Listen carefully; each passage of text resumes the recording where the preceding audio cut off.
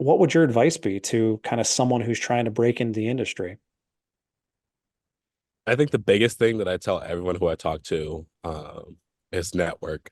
Get your foot in the door in as many places as possible. A big thing I did while I was still in school is I did informational interviews. So I would reach out to people. I was a junior in college and reached out to the GM of the Cleveland Browns and just asked for an informational interview. I talked to him for 20 minutes, just about kind of his journey, kind of like what we're doing right now, how he got to where he is, um, advice, everything, and just took 20 minutes from his out of his time to just talk about sports, the industry, and everything. And then from there, I had an interview with him, the and the COO, I'm pretty sure is what it was. And 4 years later, actually had an interview with the Browns and walked into the building.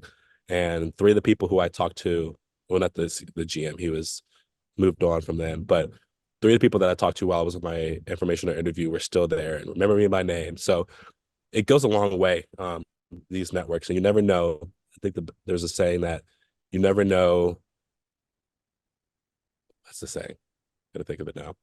You never know when your name's being talked about in closed doors. So I could meet with one person about a job or an informational interview and just talking to them about their journey. And then 3 months later, they have a position open and they reach out to somebody else and say, hey, I know this person.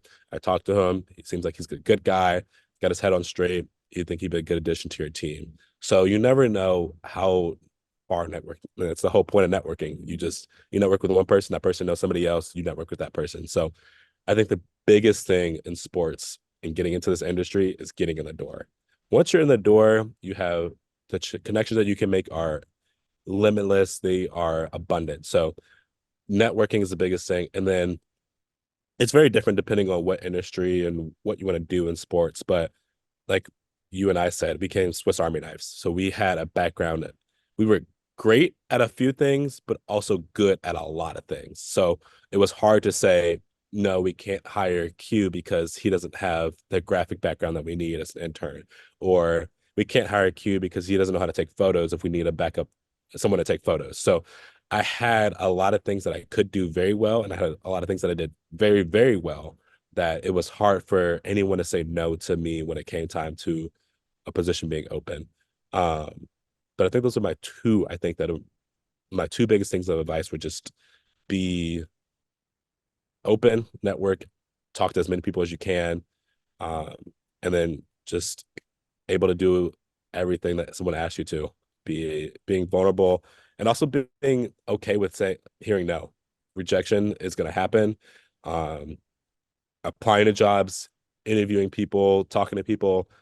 The industry is growing and growing every day. So being able to hear that rejection and not think of it as something personal and use it as kind of something positive and learning from that rejection. And so if this company said no, asking why, what can you build upon, and working on that small thing to grow into the next time you apply for a job, and knowing that you can build off of those rejections and the no's. Yeah, no, definitely. I mean, I've I I've gotten what four jobs. Started at the Speedway, Steelers, Cardinals, Pirates. The amount of jobs that I applied to get those four jobs is hundreds, if not thousands, and probably not hundreds of interviews, but more than enough interviews to then get told no multiple times. And like you Yeah. said, it's either it's not about the failure, it's how you get back up, how you respond. So no, I couldn't agree more. And then even just getting to the DMs, like my LinkedIn account is basically the only thing I use it for, and is to connect with people and talk to them. And if they have questions, whether it's someone who's been in the industry for 20 years or someone who's, just coming out of high school trying to figure out what they want to do, like reach out. Like the world of content and social is so vast and crazy, but also so small at the same time, where it's like everyone seems to know someone at that next job that you want, and it's worth talking to and knowing them.